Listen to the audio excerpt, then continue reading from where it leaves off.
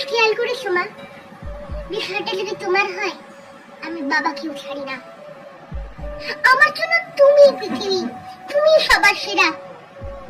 আজও দু কদম হাঁটতে পারি না তোমার উপদেশ ছাড়া। তোমার আদর্শে গড়েছি নিজেকে, আজও গড়ি দ্বিধাহীন। প্রার্থনা করি সে আদর্শে যেন বেঁচে থাকি চিরদিন।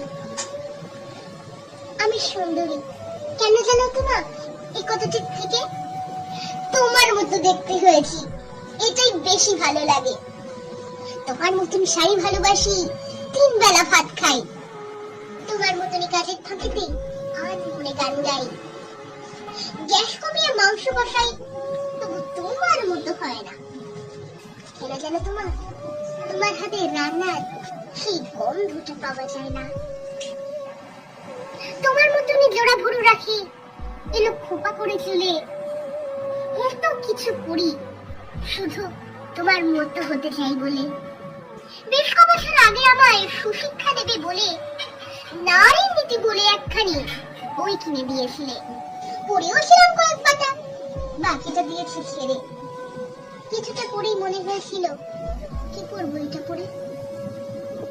বইটা পড়ে আমার উপর বেশ রেগেছিলে তুমি, জিজ্ঞাসাও করেছো, যদিও তখন কিছুই বলিনি আমি।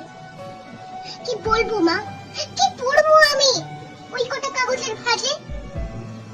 আসল নারী তো বিরাজ করছে আমার মায়ের মাঝে।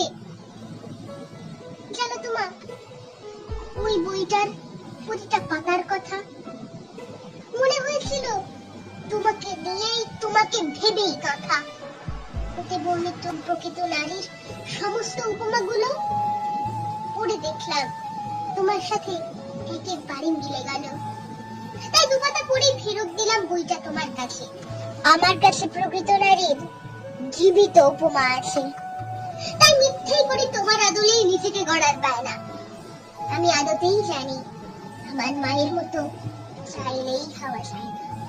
তোমার মতো অবিস্মৃততা আমার ভিতর নই, তোমার মতো এত স্নেহশীলা আমি অন্তত নই। সোমা, ওই দেখো, এটুকু শুনেই চোখে জল চলে এলো। অমনি আবার আমারও সকল ছন্দ গুলিয়ে গেল। যাকে ছন্দ পতন ঘটুক, কি আর এলো গেল তাতে। ছন্দ ছাড়াই কথা বলা যাক আমার মায়ের সাথে। ভালোবাসি খুব, এই কথাটুকু যদিও বৃথাই বলা। তোমার হাত ধরেই পৃথিবীতে আসা, জীবনের পথ চলা। হোঁচট খেয়েছি, পড়িনি কখনো, তুমি হাত ধরেছিলে। অবাধ্যতায়